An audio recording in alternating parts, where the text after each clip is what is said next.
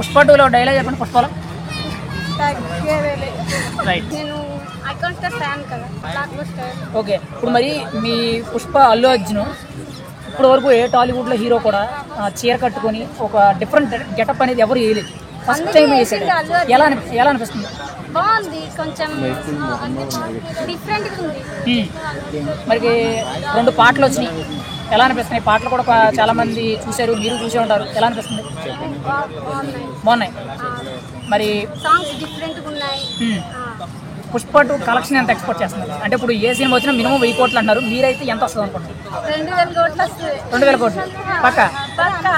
ఇప్పుడు పుష్ప 2 మరి ప్రస్తుతానికి అయితే పెండింగ్ పడిపోయింది, అంటే డిసెంబర్లో రిలీజ్ అవుతుంది కదా, వెయిట్ చేస్తాం మూవీ కోసం ఎన్ని రోజులైనా. ఒకవేళ ఇంకా లేట్ అయితే ఇంకా లేట్ ఎందుకు అవుతుంది?